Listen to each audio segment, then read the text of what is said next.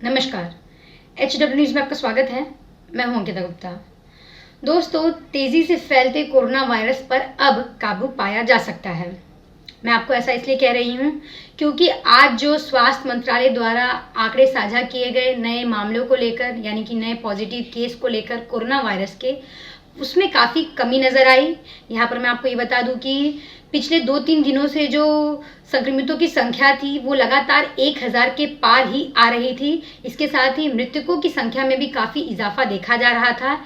लेकिन आज जो स्वास्थ्य मंत्रालय द्वारा आंकड़े साझा किए गए, उसमें यह जो आंकड़ा है नए मामलों की वो 1000 के नीचे था। इसके साथ ही जो मृतकों की संख्या है उसमें भी कमी नज़र आई। जिसके चलते हम कह सकते हैं कि जो मामले हैं कोरोना वायरस के, अब वो धीरे धीरे कम हो रहे हैं। अब सरकार इस पर काबू पा सकती है। इसके साथ ही मैं आपको इस कोरोना अपडेट में ये भी बताऊंगी कि आज देश भर में कोरोना वायरस को लेकर क्या कुल प्रमुख खबर रही, साथ ही वैश्विक स्तर पर कुल कितने पॉजिटिव केस हो चुके हैं कोरोना वायरस के, इसके बारे में भी मैं आपको जानकारी दूंगी। इस वक्त शाम के 7 बज रहे हैं जब मैं ये वीडियो रिकॉर्ड कर रही हूँ, और अब तक जो भी इसके आंकड़े हैं कोरोना वायरस को लेकर देश भर में और वैश्विक स्तर पर, वो आंकड़े अब तक जितने हैं वही मैं आपके सामने आंकड़े साझा कर रही हूँ। ये आगे जाकर और भी बढ़ सकते हैं। तो दोस्तों, जैसा कि आप अपने स्क्रीन पर देख रहे हैं, जो भारत में कोरोना वायरस की जो कुल संक्रमितों की संख्या है वो आकर पहुंच गया है 12,759 पर। इनमें से 10,824 जो मामले हैं वो अभी भी एक्टिव हैं, यानी कि इन मरीजों का अभी भी इलाज जारी है। वहीं नए मामलों के बारे में बात करें तो बीते 24 घंटों में कुल 826 नए मामले दर्ज किए गए हैं। यहाँ पर मैं ये बता दूं कि पिछले 2-3 दिनों में ये जो आंकड़े हैं ये काफ़ी कम आए हैं। पिछले 2-3 दिनों में ये आंकड़े लगभग 1000 के पार देखे जा रहे थे, लेकिन अब यह आंकड़ा 826 पर आकर पहुंच गया है। वहीं बात करें मृतकों की तो अब तक कुल 420 लोगों की मौत हो चुकी है। वहीं बात करें बीते 24 घंटों में तो अब तक कुल 28 लोगों की मौत हो चुकी है। हालांकि कुल 1514 जो लोग हैं वो ठीक हो चुके हैं। ये सभी लोग जो हैं, जो कोरोना वायरस के मरीज थे, ये सभी ठीक हो चुके हैं। वहीं बात करें वैश्विक स्तर पर तो कोरोना वायरस से जो संक्रमितों की संख्या है वैश्विक स्तर पर वो आकर पहुंच गया है कुल 20,97,101 पर। इनमें से मौत का आंकड़े के बारे में बात करें तो अब तक कुल 1,35,662 जो लोग हैं उनकी मृत्यु हो चुकी है। ये जो मैं आपको आंकड़े बता रही हूँ ये वर्ल्डोमीटर द्वारा लिया गया है। वहीं ठीक हो चुके लोगों के बारे में बात करें तो अब तक कुल 5,23,365 लोग ठीक हो चुके हैं। ये सभी लोग कोरोना वायरस से संक्रमित थे, अब ये सभी लोग ठीक हो चुके हैं। तो दोस्तों, जैसा कि आपने देखा देश भर में और वैश्विक स्तर पर कोरोना वायरस के क्या कुल आंकड़े हैं। चलिए अब जानते हैं कि देश भर में कोरोना वायरस से कौन सा राज्य सबसे ज़्यादा प्रभावित है और यहाँ पर कुल कितने लोगों की मृत्यु हो चुकी है, यहाँ पर कुल संक्रमितों की कितनी संख्या है, इसके साथ ही कितने लोग इससे रिकवर हो चुके हैं। इन सभी आंकड़ों के बारे में हम जानते हैं। तो दोस्तों, जैसा कि आप अपने स्क्रीन पर देख रहे हैं, महाराष्ट्र ये एक ऐसा राज्य है जो लगातार कोरोना वायरस से सबसे ज़्यादा प्रभावित राज्य बना हुआ है। यहाँ पर कुल जो संक्रमितों की संख्या है वो आकर पहुँच गया है 3081 पर। बात करें नए मामलों की तो बीते 24 घंटों में कुल 165 नए मामले सामने आए हैं, जबकि कुल 187 जो लोग थे उनकी मृत्यु हो चुकी है कोरोना वायरस के चलते। जबकि जो ठीक हो चुके लोग हैं उनका जो आंकड़ा है वो आकर पहुंच गया है 295 पर।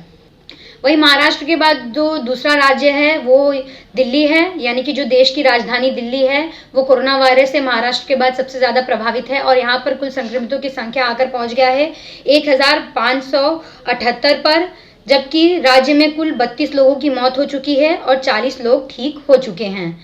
दिल्ली के बाद तमिलनाडु का नाम आता है जो कोरोना वायरस से सबसे ज़्यादा संक्रमित राज्य बना हुआ है। तमिलनाडु में जो कुल संक्रमितों की संख्या है वो आकर पहुंच गया है 1267 पर। यहाँ पर बीते 24 घंटों में 25 नए मामले सामने आए हैं, जबकि पूरे राज्य में 14 लोगों की मौत हो चुकी है कोरोना वायरस के कारण और अब तक कुल 118 लोग ठीक हो चुके हैं। वहीं राजस्थान की तरफ नजर डालें तो अब तक यहाँ पर कुल जो मामले हैं कोरोना वायरस के वो आकर पहुंच गया है 1101 पर। इनमें से बीते 24 घंटों में 25 नए मामले सामने आए हैं, 3 की मौत हुई है और रिकवर लोगों के बारे में बात करें तो अब तक कुल 147 लोग ठीक हो चुके हैं। ये सभी लोग कोरोना वायरस के मरीज थे, कोरोना वायरस से संक्रमित थे और ये सभी लोग अब ठीक हो चुके हैं। वहीं उत्तर प्रदेश के बारे में बात करें तो उत्तर प्रदेश में जो कुल मामले हैं वो आकर पहुंच गया है 735 पर। इनमें से 11 लोगों की मृत्यु हो चुकी है, जबकि 51 लोग ठीक हो चुके हैं। वहीं उत्तर प्रदेश के बाद नाम आता है मध्य प्रदेश का। यहाँ पर जो कुल संक्रमितों की संख्या है वो कुल आकर पहुंच गया है 987 पर। इनमें से 53 लोगों की मौत हो चुकी है, जबकि 64 लोग ठीक हो चुके हैं। बात करें गुजरात की तो गुजरात में अब तक कुल 767 जो मामले हैं वो कुल कोरोना वायरस के संक्रमितों के मामले हैं। वहीं 33 लोगों की मौत हो चुकी है, जबकि 64 लोग ठीक हो चुके हैं। नजर डाले केरला पे तो केरला में जो संक्रमितों की संख्या है वो काफ़ी कम देखी जा रही है और यहाँ पर अब तक कुल 388 कोरोना वायरस के पॉजिटिव मामले हैं। वहीं राज्य में अब तक सिर्फ 3 लोगों की मौत हो चुकी है और जो ठीक हो चुके लोगों का आंकड़ा है वो 218 है। यानी कि जो ठीक हो चुके लोगों का जो आंकड़ा है वो यहाँ पर लगातार बढ़ रहा है बजाय पॉजिटिव केस के। तो दोस्तों, जैसा कि आपने देखा कोरोना वायरस के जो संक्रमणों की संख्या है राज्य स्तर पर अब उसमें भी कमी नज़र आ रही है, यानी कि जो पॉजिटिव मामले थे उसमें भी गिरावट दर्ज की जा रही है। चलिए अब जानते हैं कि जो इसे लेकर पूरे देश भर में क्या कुल प्रमुख खबर रही है, वहीं इसे लेकर क्या कुल राजनीति हो रही है, चलिए जानते हैं। तो दोस्तों, कोरोना वायरस को लेकर जो सबसे प्रमुख खबर रही है वो ये रही है कि आज शाम को जब स्वास्थ्य मंत्रालय के संयुक्त सचिव लव अग्रवाल ने प्रेस कॉन्फ्रेंस किया, इस दौरान उन्होंने बताया कि जो देश के 325 जिले हैं यहाँ से अब तक एक भी कोरोना के केस नहीं आए हैं। यानी कि इस अच्छी खबर की जानकारी देते हुए उन्होंने ये बताया कि देश के कुल 325 जो जिले हैं यहाँ से अब तक एक भी मामले सामने नहीं आए हैं। इसके साथ ही उन्होंने आगे और क्या कहा मैं आपको बताती हूँ।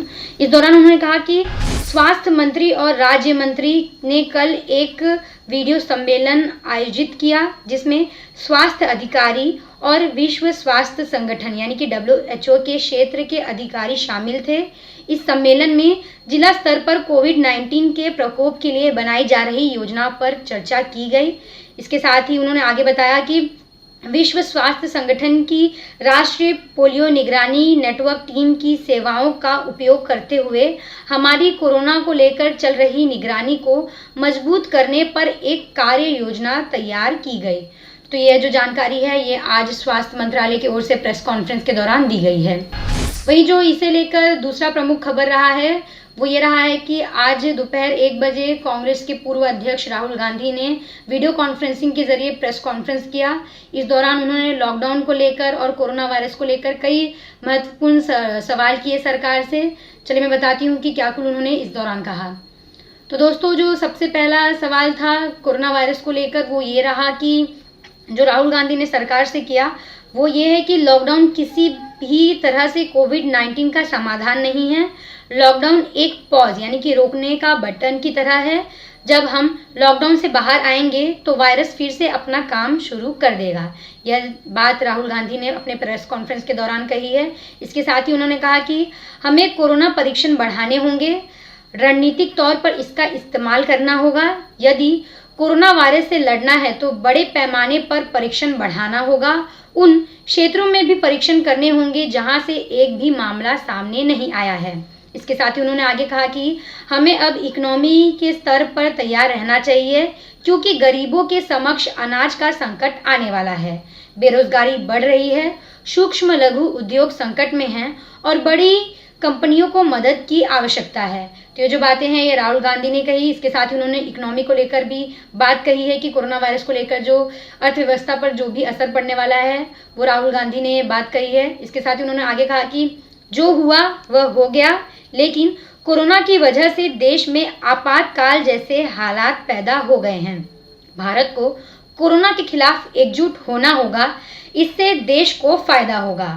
लॉकडाउन से बात बनी नहीं बल्कि पोस्टपोन यानी कि थोड़े समय के लिए रोका गया है, यानी कि थोड़े समय के लिए ये पोस्टपोन हो गई है। संसाधनों को राज्य सरकार के हवाले कर दीजिए, खुलकर मुख्यमंत्रियों और जिला प्रशासन से बात कीजिए और उनकी जो ज़रूरतें हैं उन्हें पूरा कीजिए। जिला स्तर पर कार्रवाई होनी चाहिए। यहाँ पर मैं आपको ये भी बता दूं कि इस प्रेस कॉन्फ्रेंस के दौरान एक पत्रकार ने सवाल किया जिसके जवाब में राहुल गांधी ने कहा कि यह टाइम कोरोना से लड़ने का है, ना कि सरकार से। उन्होंने कहा कि मैं पीएम मोदी से भले ही कई बार मैं असहमत रहा हूं, लेकिन इस वक्त आज हमारी जो बात है वो कोरोना वायरस के लड़ाई के खिलाफ है। अब ऐसे वक्त में भी अगर आज हम एक दूसरे से लड़ेंगे तो देश कोरोना से हार जाएगा। तो ये जो प्रमुख बात है ये राहुल गांधी ने अपने प्रेस कॉन्फ्रेंस के दौरान कही है कि हमें सभी लोगों को, देशवासियों को कोरोना वायरस के खिलाफ एकजुट होना पड़ेगा और राजनीति को परे रखना पड़ेगा, ये राहुल गांधी ने कही है। बहरहाल जैसा कि आपने देखा, कोरोना वायरस को लेकर राजनीति भी गर्म है, वही इसके जो मामले हैं अब उसमें भी कमी नजर आ रही है। जो भी है, आपका इस खबर पर क्या कहना है हमें कमेंट कर जरूर बताएं। नमस्कार। अब खबरें पाइए सबसे पहले हमारे मोबाइल न्यूज एप्लीकेशन पर। एंड्रॉइड या iOS प्लेटफॉर्म पर जाइए, HW न्यूज नेटवर्क को सर्च कीजिए, डाउनलोड कीजिए और अपनी सुविधानुसार भाषा का चयन कीजिए। खबरों की भीड़ में अपने काम की खबर पाते रहिए।